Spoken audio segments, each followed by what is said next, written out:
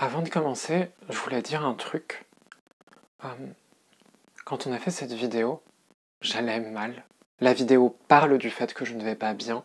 Le jour du tournage, j'étais sous anxio, avec un verre dans le nez. On a tout tourné en une seule soirée, en sauvage, en public, un long monologue. C'était super drôle, mais c'était aussi incroyablement stressant. Au fur et à mesure de la vidéo, je me décompose, je fatigue, j'oublie un peu ce que je voulais jouer. Je donne pas ma meilleure performance. J'espère que vous apprécierez quand même la vidéo. Si elle n'est pas parfaite, elle finit par être un peu vraie.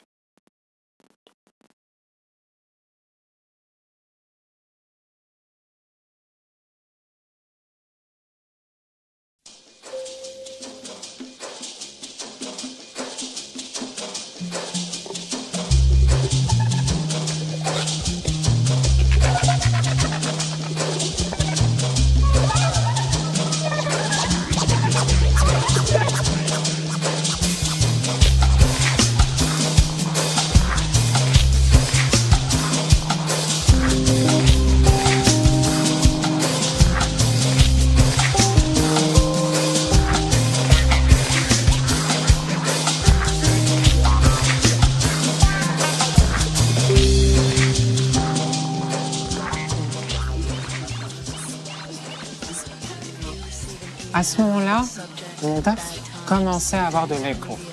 C'était pas exactement là où je l'avais prévu, mais c'était sur un projet un peu osé et honnêtement ça faisait du bien.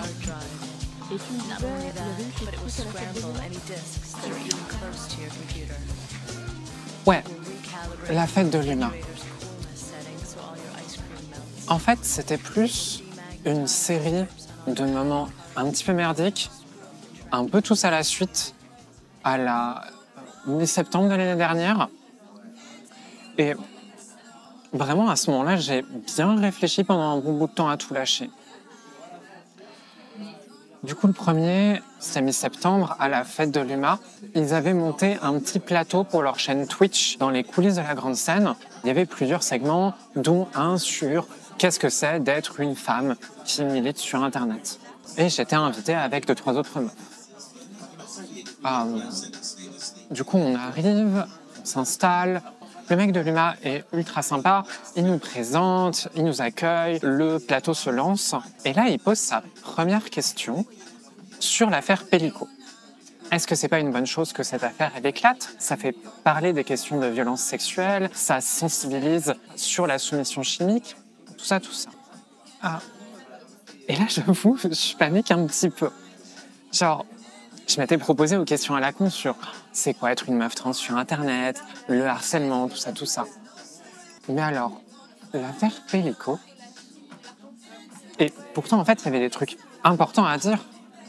Par exemple, d'un point de vue anticarcéral, genre, ça faisait quelques semaines que tous les milieux féministes étaient partis dans une grande célébration du système judiciaire, comme si, ça y est, il était sur le point de devenir le grand allié des femmes. Et j'avoue que ça me triturait depuis le début du procès. Sauf que j'étais pas prête. Bref, les autres meufs commencent à répondre et je vois qu'elles paniquent un petit peu aussi. Genre, elles sont pas préparées à ça. Elles bricolent 3-4 phrases sur « oui, c'est une grande avancée, c'est vraiment une bonne chose ». Et ces meufs, en fait, je les suis. Je sais qu'elles ont des histoires et des positions assez différentes sur les questions judiciaires et carcérales. Mais globalement, tout ce qui ressortait de tout ça, c'était un gros gloubi-boulga de positivité, de oui, tout va bien aller. Du coup, on passe le micro, je bafouille un petit truc sur oui, c'est une grande avancée, c'est vraiment une bonne chose. Tout le monde approuve ma contribution et on passe à la suite.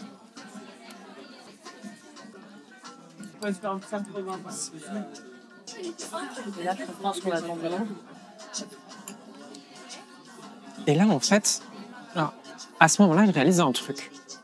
Je réalise qu'on n'est pas là pour apporter de la réflexion, qu'on n'est pas là pour apporter de la nuance. Et genre, je m'étais toujours foutu une pression de ouf, parce que je m'étais toujours dit que pour mériter ma place sur YouTube, il fallait que j'ai toujours les réflexions les plus précises, les plus deep, les plus recherchées, les plus à l'avant-garde. Et là, c'était juste pas ce qu'on attendait de nous. Et c'est pas du tout un truc contre les autres meufs. C'est des meufs que je connais, que j'écoute, c'est des meufs qui sont intéressantes, c'est des meufs qui sont à cette place-là parce qu'elles ont des trucs intéressants à dire. Mais là, à ce moment-là, c'était même pas de réfléchir et nuancer qu'on attendait de nous. C'était vraiment d'être une présence rassurante pour le viewer. C'était vraiment de les enfermer dans quelque chose de passif. C'était pas de leur dire genre, bon, faut faire attention, les choses iront pas forcément dans le bon sens, nos luttes, elles peuvent être récupérées, il faut rester mobilisé, il faut rester dans la rue. Genre, non, on était là pour regarder la caméra, à faire un grand sourire et dire « Tout va bien, ne vous inquiétez surtout pas, les choses avancent. Restez bien vissés sur votre fauteuil, la révolution arrive. » Juste après ça.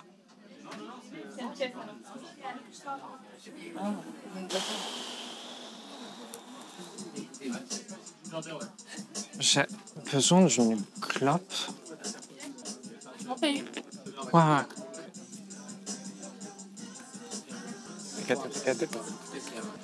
Ouais.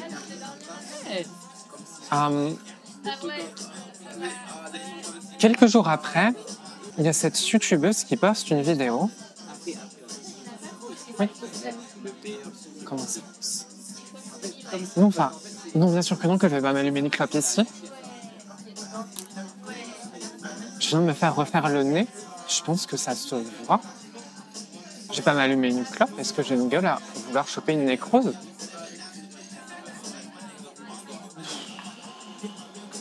Juste pour moi.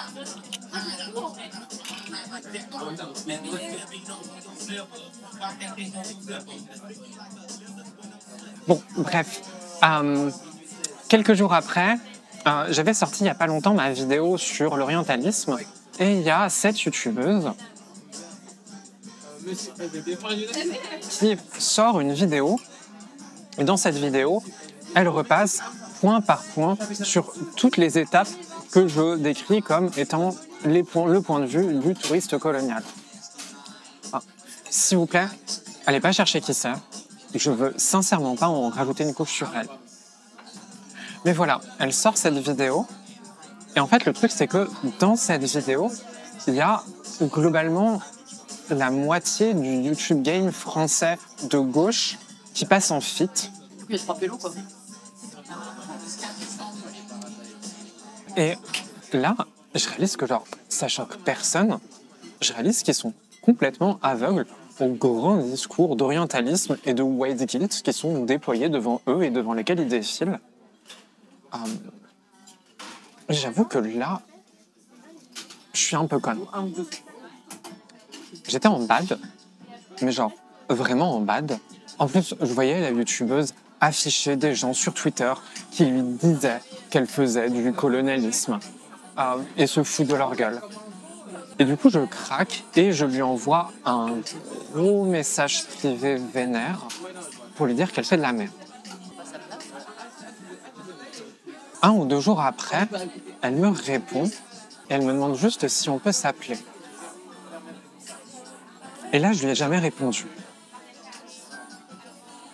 Et si tu vois ça, je suis sincèrement désolé. Genre, c'est juste merdique de mettre mal une meuf qui essaye d'exister sur Internet et de jamais assumer après. Et je suis sincèrement désolé de jamais avoir répondu.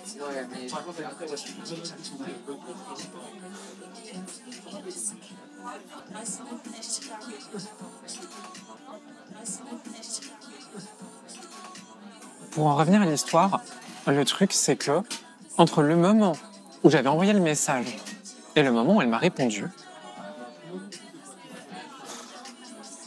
j'avais reçu un mail.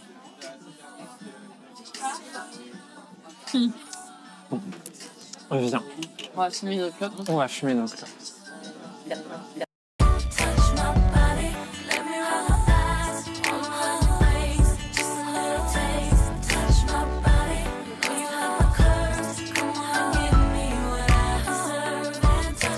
Treat you like a teddy bear, you won't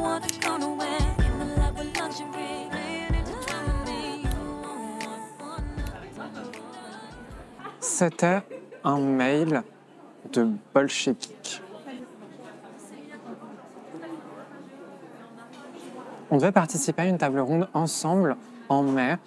Il y avait une troisième personne, je la nommerai pas pour pas qu'on l'emmerde, sur les méchants de jeux vidéo. Bref, on essaye de trouver des dispos. Personne n'est dispo au même moment. La table ronde est repoussée à la rentrée. Entre-temps, j'ai lu son bouquin pour potasser. Et en juin, il y a les élections présidentielles. Je fais une vidéo sur la fascination du fascisme. Et il est l'exemple parfait pour une des sous-parties. En plus, c'est une vidéo qui parle de l'analyse de la culture à gauche. C'est peut-être la plus grande voix aujourd'hui sur l'analyse culturelle de gauche en France. C'est logique de le citer.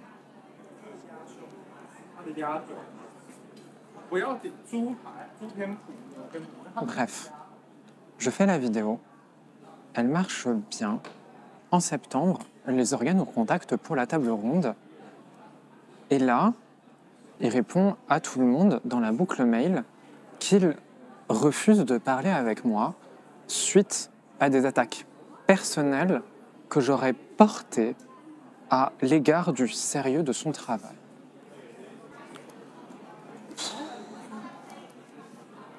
Je sais même pas quoi dire. En vrai, après, c'est classique. Ils parlent pas de cancel culture parce qu'ils veulent pas avoir l'air de gros droitards, mais ils pensent exactement pareil. Ils sont terrifiés de pouvoir être qualifiés de miso ou de racistes. Ils sont terrifiés que ça leur ferait perdre leur petite place. Alors, dès que t'émets la moindre critique sur ces sujets-là, ils montent sur leurs grands chevaux et ils te disent non, mais il y a cette vidéo-là et celle-ci, où je parle de genre, où je parle de race, où je parle de queerness. Et en vrai, au début, c'est bizarre. Tu leur fais une critique théorique, une critique de fond, et ils hurlent à l'attaque personnelle. Mais d'une, c'est parce qu'ils voient ça comme une atteinte à leur intégrité personnelle, ils voient ça comme une tentative de jalouse de prendre leur petite place. Mais aussi, en fond, ça trahit que tous ces sujets-là, ils les voient comme des questions de déconstruction, des affaires personnelles, des questions de mœurs. Après, je veux pas que la peur du cancel devienne une bonne excuse.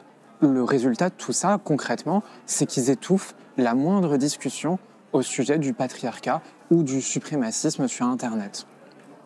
Alors que, putain, comment cette domination, elle s'entrecroise, c'est un des sujets les plus complexes et les plus importants à mieux comprendre et à discuter aujourd'hui sur Internet. Mais non. Tout ce qui mérite d'être théorisé, c'est la lutte des classes. Le reste, c'est une putain d'affaire de mœurs.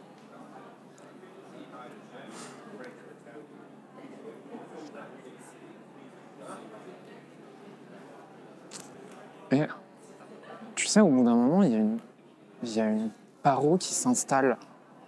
Genre, comment ça marche? T'es là, tu fais tes vidéos dans ton coin, tu les postes dans le vide, tu sais pas exactement qui les regarde. Et tu te demandes toujours si, un jour, quelqu'un va tomber dans tes DM et te faire « Hey, viens bosser pour un truc un peu récurrent pour nous. Ça te fera un revenu fixe. » Tu sais pas ce qu'il faut faire pour que un jour ça tombe, à qui il faut parler, vers où te tourner. Et puis, au fur et à mesure, tu réalises que t'es la meuf trans du milieu. Qu'en plus, les gens commencent à comprendre que cette meuf trans, elle est pas complètement blanche. Tu réalises aussi que le milieu, il n'est pas comme toi.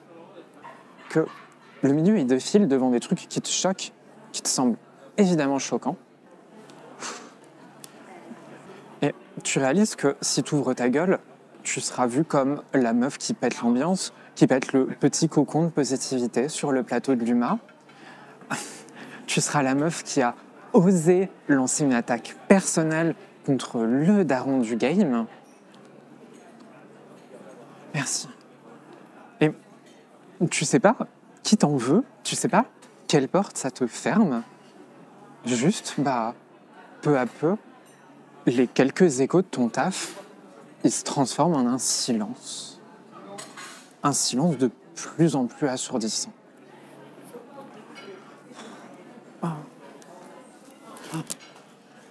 Après, tu me diras, je peux continuer mes trucs dans mon coin, genre, qu'est-ce que j'en ai à foutre d'être invité chez Saïra, genre, d'avoir mon propre plateau chez Blast. Genre, je sais pas si tu vois, tu sais, il me ferait un truc sur fond vert avec un gros néon clignotant Travelo derrière. Ça va, je pense que je peux m'en passer. Oui. Le truc, c'est juste que ça veut dire faire une croix sur à peu près tout qui peut avoir un revenu fixe. Je savais que du côté du jeu vidéo, ça irait jamais plus loin. Genre, je crois que c'était 3 mois avant, j'avais ouvert ma gueule sur un patron. Ça avait été la levée de bouclier. J'avais entendu toutes les portes se fermer. Il y avait plusieurs rédactions qui s'étaient senties obligées de faire un communiqué sur leur Discord officiel pour se séparer de mes propos. Et globalement, c'est là que j'ai décidé d'arrêter de parler de jeux vidéo. En tout cas, j'ai compris qu'il fallait que je prenne le tournant là maintenant, qu'il fallait vraiment que je sois plus identifié par ça, parce que c'était devenu évident que le milieu avait toujours été une impasse. Sauf que le truc, c'est que c'était exactement la même chose partout ailleurs.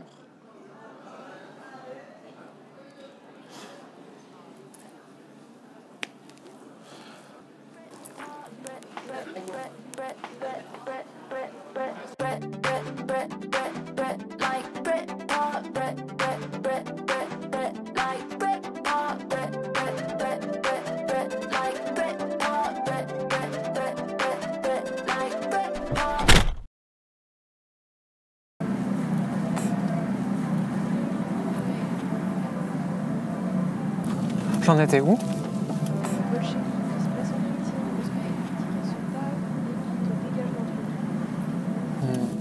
Ouais, bon, je sais pas trop si j'ai grand chose de plus à dire sur lui.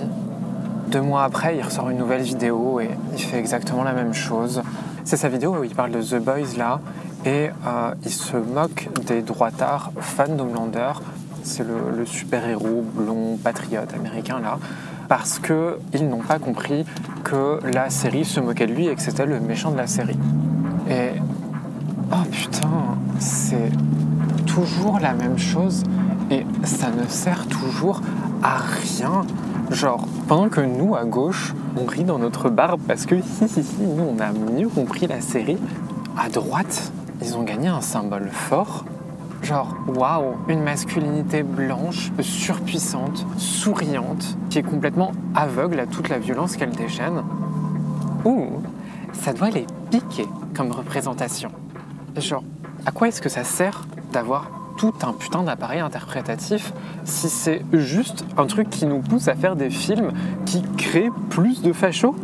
Et là encore, le souci, c'est que on ne considère pas le féminisme, on ne considère pas le genre, la race comme des dimensions politiques. On ne considère pas comme, à travers la masculinité et la blanchité, il y a des mecs qui peuvent s'identifier à Homelander. Mais bref, je veux pas qu'on ait l'impression que je sois juste là pour en remettre une couche sur Bolchegeek, alors que, globalement, il fait vraiment exactement la même chose que tout le monde. Genre, on en est à quoi? Genre 3 saisons de Pas comme Tellement? Je crois qu'une des premières vidéos que j'ai vues de lui, c'est celle sur Nosferatu et Metropolis. Il explique ces 2 histoires où la gentille populace se révolte contre un vilain riche, parasite, suceur de sang, avec un nez bien crochu. Il mentionne jamais l'antisémitisme des 2 films, et pourtant ça a été dit qu'ils sont antisémites. Il parle jamais de la question de la peur de l'autre à travers les figures du fantastique. Genre, je sais pas, c'est le premier truc que j'ai lu pour des questions de films fantastiques. Non. Sa take à lui, c'est que les 2 films sont très bien parce qu'ils montrent que la gentille populace se révolte et se révoltera toujours contre le vilain parasite suceur de sang qui voudra l'exploiter.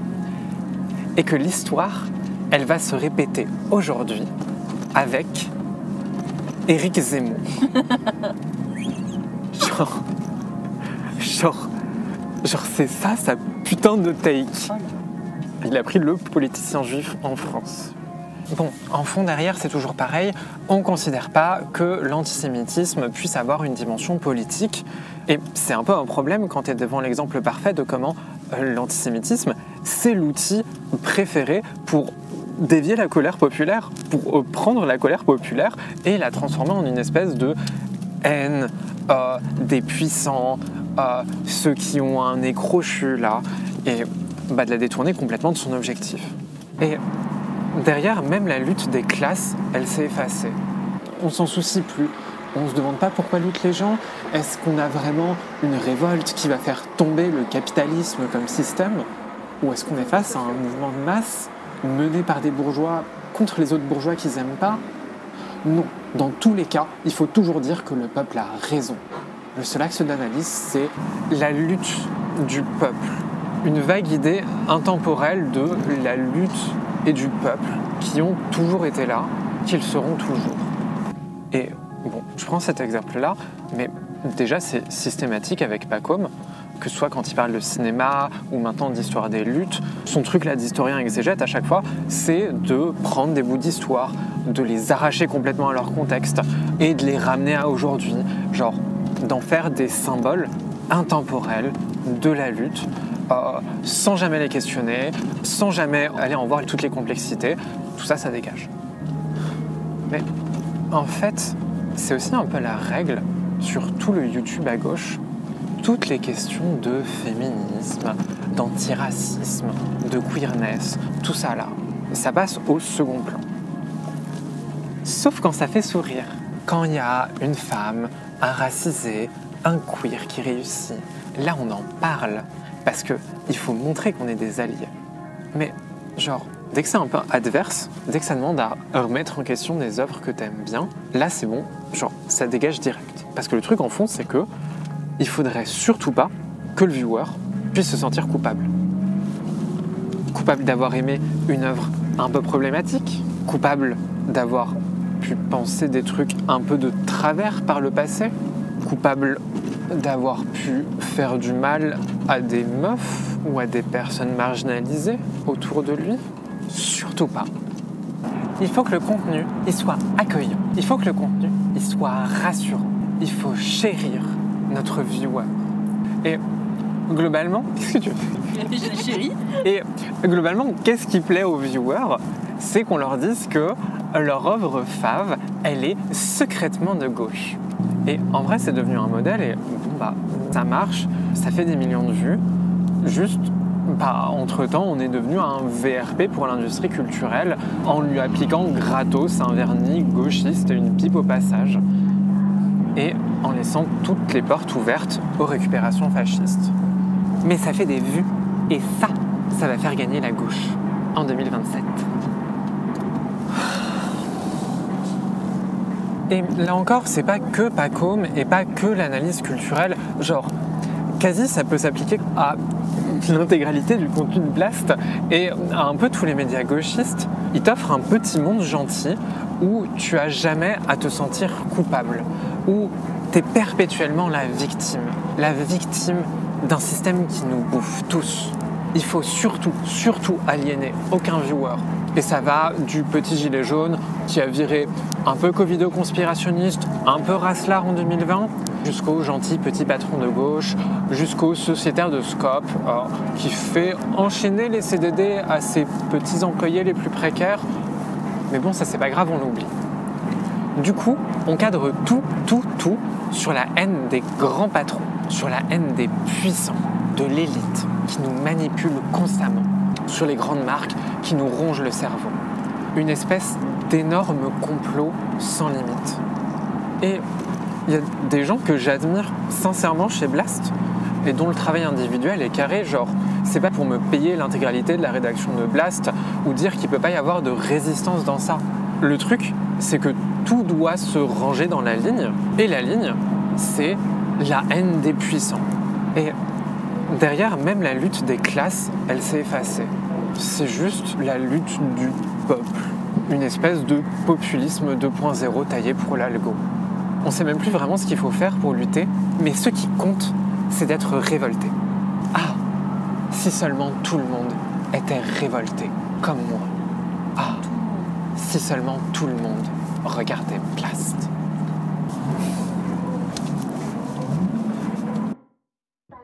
Ce qui est drôle, c'est que tu peux les prendre à leur propre jeu, genre, tiens, passe-moi le Fisher là, le gros pavé. Salut. Du coup, si vous voyez pas, Mark Fisher, c'est un des mecs un peu pionnier qui s'est dit on va parler de critique culturelle de gauche sur Internet. C'est un peu un des mecs que tout le monde bande, et moi aussi je le bande, mais moi je l'ai lu.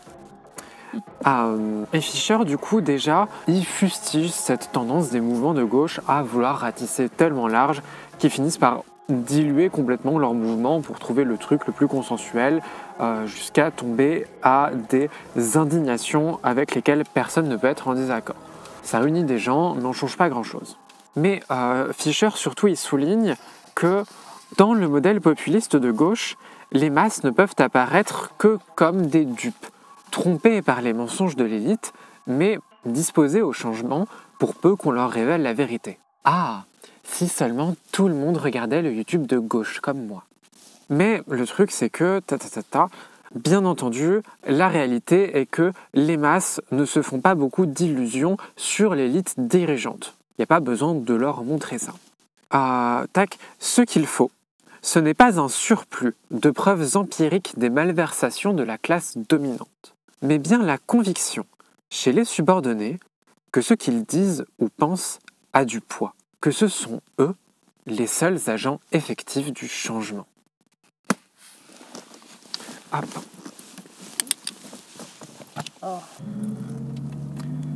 Et je suis d'accord que ça doit être ça notre question, genre, comment est-ce qu'on pousse les gens, comment juste qu'on leur montre qu'ils peuvent agir là aujourd'hui? Comment est-ce qu'on leur fait sentir ça? Et les réponses, elles sont sous notre nez. Le problème, c'est que tous les trucs du genre le féminisme, l'antiracisme, l'anticolonialisme, l'antivalidisme, l'antipsy, même au fond le marxisme, tout le monde commence à voir ça comme des putains de distractions. Enfin, genre, des sujets un peu cool, mais un peu trop abstraits, qui complexifient un peu trop les trucs. Et plus comme ce qu'ils sont de base, des outils, des excellents outils pour agir. Des outils qui ont été faits pour agir. Genre, je sais pas, prends le pire exemple, l'exemple le plus woke, l'abolition de la famille. L'abolition de la famille, pendant trop longtemps, j'ai cru que c'était juste une lubie gauchiste un peu abstraite, alors qu'en fait, ça dit quoi? Ça dit que la famille, c'est un lieu de violence, où tu apprends ta place, où tu apprends à respecter ta place sur la hiérarchie de classe, sur la hiérarchie raciale, où tu apprends à fermer ta gueule devant l'autorité adulte, masculine, où tu apprends à être cis, hétéro. Tu apprends aussi que toutes les solidarités, elles sont limitées à la famille, et que tu n'auras rien en dehors de la famille et en dehors plus largement de la nation. Et de la même façon, tu apprends à aimer ta nation comme tu aimes ta famille. Que des très belles choses. Et genre, faire de l'abolition de la famille maintenant, construire là maintenant des solidarités en dehors de la famille, ça permet à des gens de se construire là maintenant en n'ayant pas à se plier à ces règles-là. Et ils sont ancrés dans cette autre chose, ils sont prêts à se battre pour le faire exister. Et c'est pareil, tout ce qui est féminisme, tout ce qui est anticolonialisme, c'est que des outils pour agir, pour construire nos mouvements. Même le marxisme, genre le vrai marxisme un peu vénère. Le nombre de camarades du jeu vidéo qui sont juste restés impuissants pendant des années parce qu'ils étaient paralysés par les discours de petits patrons qui te disaient que oui, vraiment, on lutte ensemble, on est là pour les mêmes idéaux, alors vas-y, fais bien ton taf. Les mêmes petits patrons qui sont reçus chez Blast. Et c'est au moment où ils ont découvert que, oui, les intérêts de ces patrons, ils étaient en vrai directement opposés aux leurs, qu'ils ont pu commencer à se réunir, à s'organiser entre eux, et où justement, ils ont pu commencer à faire bouger des lignes. Pareil, le syndicat, c'est un endroit où tu reconstruis une petite partie, une toute petite partie, une infime partie du pouvoir des travailleurs que tu aimerais regagner au final. Tous ces sujets un peu abstraits, un peu complexes, un petit peu adverses et pas toujours friendly avec tous les gentils viewers. C'est des outils qui permettent aux gens de voir que là maintenant, ils peuvent agir ils peuvent commencer à construire des relations nouvelles. On peut construire des lieux dont on peut rêver d'autre chose que du capitalisme et des lieux dont on peut lutter pour cette autre chose-là. Et genre, au contraire, tout ce qui est antisémitisme, tous les outils de l'extrême droite, comment ils marchent? Ils marchent en enlevant aux gens leur capacité d'agir. Genre, on le disait, on prend la colère ouvrière, on la transforme en une espèce de haine des puissants contre lesquels on ne peut rien, qui contrôlerait tout. On nous enferme juste dans une anxiété constante et diffuse. Il nous enferme complètement dans la passivité. Et c'est comme ça que fonctionne Fox News et un peu tous les médias réac. De grandes déclarations s'enchaînent. Tout le monde dénonce, à la suite, sans interruption. Il y a toujours un nouveau scandale, toujours une nouvelle menace qui frappe à la porte. Et en vrai, si tu les écoutes plus de 5 minutes, tu réalises très vite que tout le monde se contredit, mais c'est pas grave. Et c'est même ça le but. Le but, c'est que les gens soient confus. C'est qu'ils soient complètement incapables de se former une image claire de comment ils sont déminés pour pouvoir s'organiser là-dessus. Le but, c'est de les enfermer dans une angoisse. Le but, c'est la paralysie. Et au milieu de ce grand schéma, il y a un trou. Il faut un coupable. Et ça peut être les riches, les patrons, les juifs, les islamistes, les trans, les woke. Ouais. T'en as encore pour longtemps ? Oui, juste ça et j'ai fini. Ok, Le truc, c'est que un beau jour, quelqu'un à gauche a vu que tout ça, ça marchait quand même vachement bien comme schéma et s'est dit « Mais si on reprenait la même chose à gauche, les gens, ils cliqueraient sur nos vidéos à nous et ils verraient notre contenu gauchiste qu'il y a derrière. » Du coup, on a repris le même schéma, les dénonciations constantes, l'angoisse qui est partout et nulle part, avec un grand trou au milieu, mais on a essayé de mettre comme grands coupables les grands patrons, les grands puissants. Le truc, c'est que sur cette haine-là, on est quand même sacrément impuissant là aujourd'hui. Alors que la droite, elle, quand elle choisit une cible, elle choisit toujours une cible affaiblie, une cible qu'elle pourra faire souffrir. Elle offre à ses spectateurs un truc que nous, à gauche, on ne pourra jamais leur offrir. Elle leur offre le goût du sang. Elle leur offre un petit arrière-goût de la domination. Et nous, à ce petit jeu-là, on offrira toujours une version castrée du récit de la droite. On est bien obligé d'inventer un nouveau récit. Et le truc, c'est que, en attendant que notre public se fasse récupérer par l'extrême droite, tout ce qu'on aura fait, c'est d'enfermer les gens dans la passivité. Il y a besoin d'une compréhension structurelle des dominations. Il y a besoin que les gens s'en fassent une image claire, parce qu'une théorie solide, c'est ce qui nous permet d'agir. Au lieu de ça, on fait de l'opportunisme à longueur de journée. On démonte brique par brique cette compréhension pour faire du clic. 10 ans du grand succès de BreadTube et tout ce qu'on a réussi à créer, c'est une gauche rongée par l'électoralisme. À un moment, il faut commencer à en tirer les leçons. De toute façon, t'as plus rien à faire. Tous les soirs, sur ta miniature YouTube, tu vois l'Élysée brûler, tu vois Macron démissionner. T'as même plus à sortir de chez toi, t'as juste à mettre la cloche et à t'abonner. Et peut-être que demain, la miniature t'annoncera que c'est bon, la révolution, elle a eu lieu. Elle a été streamée en direct. Ouais, du coup, à gauche, on soit plus responsable sur tout ça. Oui, à gauche, on peut pas juste faire miroir du récit de la droite. On a une responsabilité plus compliquée et il faut l'assumer, putain. On doit montrer aux gens qu'ils ont du pouvoir. Et oui, c'est dur, ça vient avec de la culpabilité. Ça veut dire qu'il y a plein de fois, on n'en a pas fait assez. Ouais. Mais il faut passer par là. Et c'est douloureux pour voir qu'on peut agir, pour voir qu'on a du pouvoir là maintenant, pour voir qu'on peut commencer à transformer nos relations sociales et à nous transformer nous-mêmes. Et Ok, mais du coup, tu parles que de YouTube. T'en penses quoi des streamers ? de quoi ? La gauche Twitch ?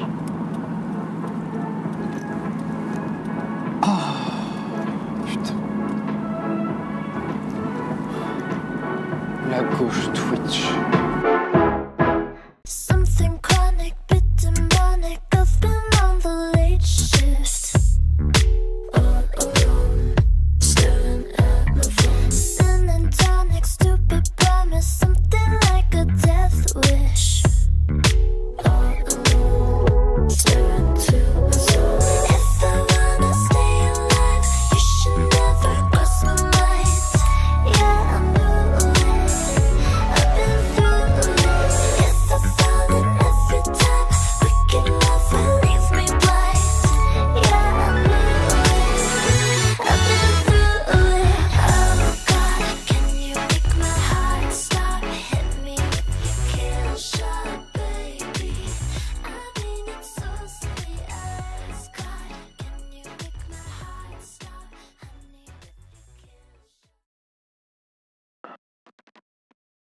Je crois que j'ai plus grand-chose à dire sur la gauche Twitch. Ah. Ouais.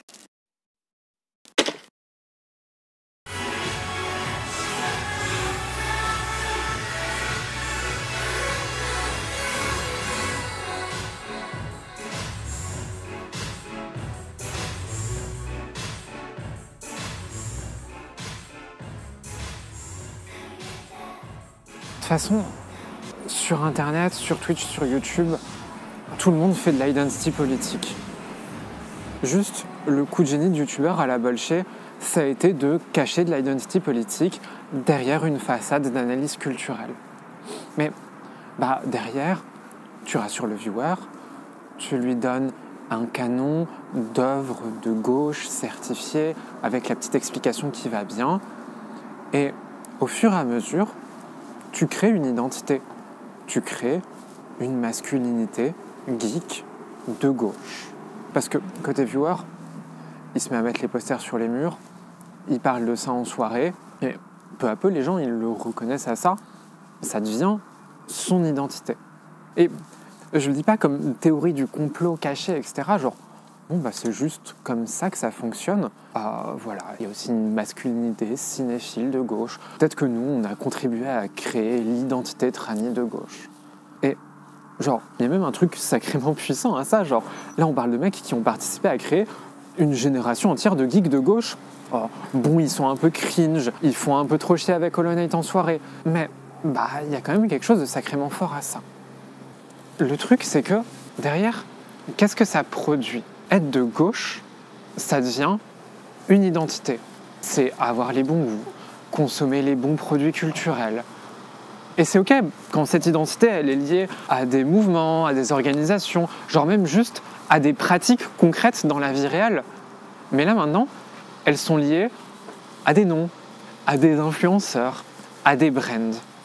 Genre, on se moque des broderies à câbles, gna gna gna, ça marchandise la lutte, mais en attendant, ça se réfère à des pratiques plus concrètes que, je sais pas, avoir un poster Arcane avec 2 fliquettes dans ta chambre. Et pourtant, de base, il y a un truc vraiment puissant à ce qu'on puisse plus éviter l'identité. Avant, les intellectuels, ils se cachaient derrière leur grande position d'autorité, derrière les petites lignes de leurs livres. Et à partir de là, ils pouvaient jouer les illuminés qui guidaient le peuple. Aujourd'hui, sur Internet, tu es quasiment obligé d'incarner ton contenu, tu es obligé de montrer qui tu es, d'où tu parles, et ça donne un peu plus de prise aux gens sur ton discours et sur potentiellement la merde que tu peux dire. Le truc, c'est que, au passage, on a appris à façonner nos identités d'une manière très très particulière. On a appris à se brander. On a appris à réduire nos identités à 2-3 traits distinctifs, immédiatement reconnaissables, partageables, de quoi créer un sentiment de communauté. Et genre, la formation de l'identité humaine est un processus extrêmement complexe. Nous sommes constamment tiraillés entre la volonté de nous conformer à un stéréotype et l'aliénation que l'on ressent à se limiter à un stéréotype. Le vrai moi serait toujours plus à cheval entre plusieurs personnalités. Une vérité impossible à incarner dans notre... Bref, à partir du moment où tu as réduit l'identité à ce petit truc fixe, tu l'as transformé en quelque chose de marchandable, en une fin en soi, un logo que les gens peuvent arborer sur un t-shirt et se dire que le monde va changer. Et avec ça, ils peuvent retourner à la passivité. Et genre, ça empoisonne le discours. C'est quand la dernière fois que tu as entendu le terme bourgeois prononcé autrement que comme une insulte contre un random dont on savait rien?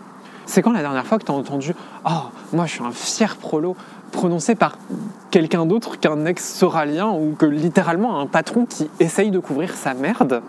Tous les termes, ils sont vidés de tout leur sens politique. Ils sont juste là pour décrire 2-3 codes culturels auxquels peut-être que les gens pourront s'identifier, même si derrière, c'est juste des belles formules pour couvrir toute la merde qu'on fait. Surtout si derrière, c'est des belles formules pour couvrir la merde qu'on fait. C'est Toscano qui, je crois, explique que l'extrême droite, le fascisme, il essaye de récupérer le vote ouvrier en se montrant comme s'il défendait l'identité ouvrière. mais une identité ouvrière qui est déjà là, qui est réduite à quelques codes culturels. Et Juste Toscano, il dit que à gauche, on a fini par un peu trop reprendre cette logique. Et genre, ça s'applique pas qu'à Ruffin, Roussel, dont on se moque parce qu'ils font leur petit tour du saucisson pinard. Ça, c'est exactement aussi ce qu'on fait, point par point, parce qu'on ne sait que marcher avec des logiques de branding et d'identification. On le fait juste avec un vernis un peu coolos. Et là-dedans, déjà sur l'analyse culturelle, les œuvres qu'on analyse, elles sont privées de toute profondeur. Elles sont réduites à un contenu, à un support pour l'identification, qui pourrait être n'importe quel autre. Alors qu'aucune œuvre n'est univoque, elles sont traversées de contradictions qui définissent notre société, et c'est notre travail de voir si ces œuvres tentent de les lisser, de les cacher, ou au contraire de les aiguiser. Sur Twitch, au final, c'est exactement le même fonctionnement, juste on peut se passer des films, parce que consommer le contenu du streamer, ça devient le support de l'identification lui-même. T'as plus milité en matant le stream de qu'en allant en réunion syndicale. Et genre, oui, je suis aigri, mais c'est dur de pas accumuler quand, dès que t'émets la moindre critique, t'as une centaine de mecs qui tombent dans tes commentaires pour te dire « Ah, mais est-ce que toi, tu as réuni 10 000 personnes derrière ton contenu ?» D'une, oui. De deux, c'est exactement ça le problème. C'est que tout ce qui compte, c'est d'amasser du follow. Il n'y a plus le droit, il n'y a plus la place pour avoir aucune réflexion sur notre impact dans le monde. On a juste retrouvé le bon vieux rôle de la classe intellectuelle, celui de justifier sans cesse notre existence, de justifier qu'il y a besoin de nous pour éclairer les masses, quitte à empêcher le monde d'avancer, parce que ça risquerait quand même un peu trop de montrer qu'ils se débrouillent très très bien sans nous. Et c'est ça. À partir du moment où les gens ils se sentent plus militants en consommant notre contenu qu'en allant en manif, on est des putains de parasites. Et ça, il faut en rester constamment conscient. Et il faut rester conscient que tout le fonctionnement des réseaux sociaux, il est fait pour faire croire ça aux gens. Et il faut constamment être en lutte contre ça.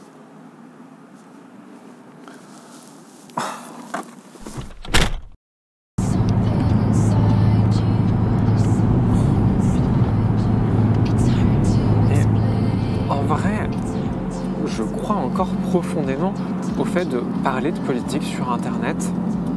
Je veux juste qu'on arrête de faire de la merde. Et pour ça, on ne peut pas éviter de se poser la question de l'identité. De toute façon, tous les mecs qui pensent être au-dessus de ça, ne pas avoir besoin de se poser cette question-là, ils pensent ça parce que eux, ils parlent de la lutte des classes. Eux, ils sont au-dessus de l'identité politique. C'est toujours les plus réacs et c'est toujours eux qui tombent dans le piège la tête la première. On ne peut pas éviter de se poser la question de l'identité aujourd'hui, ne serait-ce que parce que c'est une des façons essentielles qu'ont les gens d'interagir avec de la politique. C'est drôle, parce que c'est une question que se posaient déjà assez profondément les premières meufs qui ont parlé, oh mon Dieu, d'identity politique. La fameuse déclaration du Combahee River Collective, un collectif de féministes noires, lesbiennes, américaines des années 80. Cette déclaration, c'est un peu celle qui a fondé l'intersectionnalité une dizaine d'années avant Kimberlé Crenshaw. Et dans cette déclaration, les meufs, elles semblaient un peu tomber dans le piège. Elles disaient, oui, nos identités de femmes, noires, lesbiennes, c'est des sources de puissance essentielles pour nos luttes. Oulala, la fixation identitaire. Mais, en vrai, elles étaient déjà bien conscientes que si on se contentait de dire « yes queen » et « yes les femmes racisées » et « yes les lesbiennes », on retomberait juste dans du féminisme girl boss et déjà à l'époque, c'est un des trucs auxquels elles s'opposaient. Et justement, c'est quelque chose que souligne Norma Alarcon au sujet de This Bridge Call My Back, le recueil très célèbre où était publiée la déclaration du Combahee River Collective. Et du coup, Norma Alarcon, elle raconte, comme toutes les autrices de This Bridge Call My Back, elle raconte qu'elles ne s'identifient pas au grand récit dominant, qu'elles ne s'y reconnaissent pas, qu'elles ont toujours un peu le cul entre deux chaises. Mais en réponse à ça, elles ne vont pas affirmer qu'elles sont fières d'être des femmes queer racisées. Elle parle de se désidentifier et c'est tout. Elle parle pas de reconstruire une identité, un truc tout propre pour être reconnu ensuite. Elle parle juste de rester le cul entre deux chaises, d'habiter cet espace où il n'y a aucun habit qui leur va vraiment. Audre Lorde parle de différence, Tchela Sandoval parle de conscience différentielle, Gloria Anzaldúa parle d'habiter la frontière. Et ça, c'est des idées qui ont profondément imprégné. Genre, Toscano, quand il parle du fait qu'il ne faut pas traiter le prolétariat comme une identité qui est déjà là, mais que c'est une classe et que c'est notre tâche de construire cette classe, eh ben, il n'est pas si loin en vrai. Mark Fisher, lui, il reprend exactement la même formule, mot pour mot, 15 ans après, dans Politique des identitaires. Globalement, c'est le mec blanc que je cite pour que vous écoutiez la leçon. Et bon, dit comme ça peut être un peu bizarre, cette idée de rester le cul entre deux chaises, de ne pas habiter une identité précise. Mais en fait, c'est plutôt assez logique. Genre bon, on lutte en tant que femme, en tant que trans, en tant que prolo, pour abolir l'oppression. Mais c'est aussi les oppressions qui créent toutes ces distinctions et qui créent toutes ces identités. Et abolir l'oppression, ça veut dire au final abolir toutes ces identités. Et c'est un paradoxe. Et c'est précisément ce paradoxe-là qu'il faut embrasser. On va abolir la classe, le sexe, la race, la possibilité d'être un homme, une meuf, prolo, bourgeois. On va abolir particulièrement la classe intellectuelle.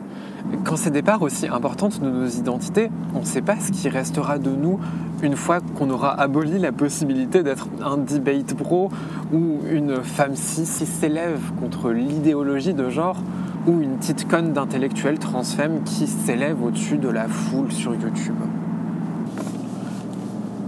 Et commencer à lutter déjà, c'est accepter direct de remettre beaucoup de choses à propos de nous en jeu.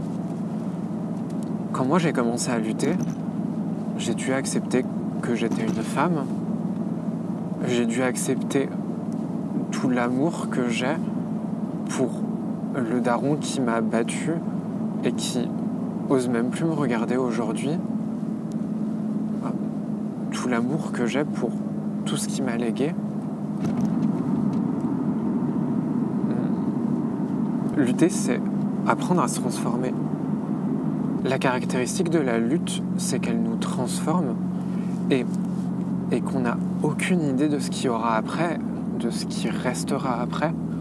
C'est devoir accepter que nos identités, elles sont des masques et pas en mode se déconstruire, tout ça, c'est juste artificiel. C'est des masques bien concrets, c'est des piles de cicatrices, de douleurs fantômes, de frontières qui sont aussi des blessures ouvertes et qui sont en même temps des sources de puissance incommensurables. Mais c'est aussi des masques qui seront profondément transformés et rendus complètement irreconnaissables par la lutte. C'est la déchéance subjective, comme le dit Fisher. Ça veut dire qu'il faut puiser dans nos racines tout en continuant de se désidentifier. Et il y a des pans entiers de cultures qui se sont déjà formés autour de ça. L'afrofuturisme, comme le décrit Kodo Eshun, il imagine un futur ancré dans les cultures noires, tout en étant un futur complètement impossible à réduire à un futur noir. Munoz a écrit un bouquin complet sur comment les cultures queer de couleur se réappropriaient des récits tout en se désidentifiant de ceux-ci. Mais moi, les quelques vidéos de moi qui sont bien, c'est les quelques vidéos où j'arrive à raconter comme une œuvre, même une œuvre que parfois j'ai détestée, m'a profondément transformé et m'a appris un peu plus à habiter la frontière. Et peut-être que là, on tient une meilleure manière de façonner nos identités sur Internet. Il faut qu'on arrête d'être des figures sur lesquelles les gens se projettent, qui s'imaginent que notre succès, c'est leur succès.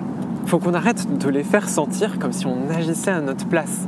Notre but, notre tâche, c'est de les faire sentir comment eux, ils peuvent agir. On doit leur laisser la scène. Notre rôle, c'est de nous effacer. Peut-être qu'on devrait arrêter de se forcer à être une image fixe. toutes prêtes à recevoir tout le parasocial du monde. Peut-être qu'on devrait embrasser tout ce qu'il y a de changeant en nous. Peut-être que là, on réussirait à être des figures un peu obscures, qui passent partager les quelques bouts de certitude qu'on a acquises, et puis qui se retirent dans l'ombre, et qui laissent les gens avancer. Politisez ce que vous montrez de vous sur Internet. Arrêtez de vouloir jouer un rôle. Portez des masques. Des masques qui seront jamais vous. Des masques qui en même temps en diront plus sur vous qu'un putain de stream IRL chez vos darons pendant le repas de famille. Et peut-être que là on sera un peu plus sincère. Mettez-vous en danger. Passez, exposez vos craintes les plus intimes à des étrangers sur Internet et disparaissez. Et puis vous là, il faut brûler toutes vos putains d'idoles d'Internet. Soutirez-leur tout ce que vous pouvez pour vous, pour vos luttes, et laissez-les crever. Faut faire confiance qu'à celles qui sont là pour se transformer avec vous, un instant, et puis disparaître. Le gauchisme sincère sur Internet sera toujours un putain de mort-vivant. On sera toujours récompensé si on trahit et si on abandonne. Les seuls sincères, c'est ceux qui sont constamment en train de se cramer. Faites confiance à personne, et à moi non plus. Arrachez-le, ce gauchisme sincère, partout où vous le pouvez. Profitez de chaque fois où quelqu'un osera vous confronter sur Internet. Vous brisez au plus profond de vous. Profitez de cette tendre déchéance. Profitez de tout ce qu'elle détruit pour ouvrir de nouveaux chemins. Profitez de tous les futurs que vous pourrez entreapercevoir l'espace de quelques instants. Profitez de ces quelques secondes avant que tout ne s'éteigne et avant de retourner au train-train quotidien.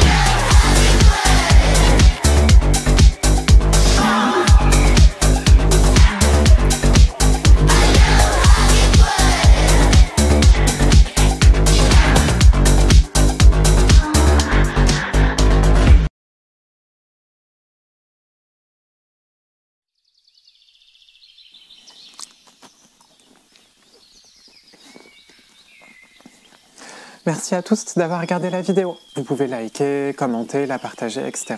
Et surtout, un immense merci à toutes celles qui ont participé à l'affaire, en particulier Raza pour la direction artistique, le cadrage et le dérush. Et avant de vous laisser, je voulais répéter, je suis pas là pour détruire la carrière de qui que ce soit. Les gens continueront de regarder les chaînes YouTube que j'ai mentionnées, ils continueront de faire des vidéos, et c'est vraiment pas un souci.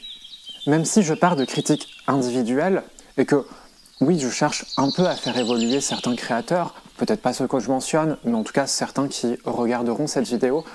Au fond, ce que je cherche surtout à faire évoluer dans cette vidéo, c'est la façon dont vous, en tant que viewer, vous consommez et vous relatez au contenu de gauche sur Internet.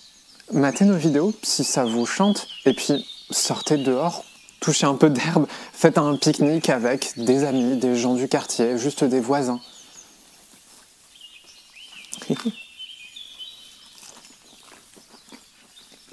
Voyez ce que vous pouvez faire les uns pour les autres.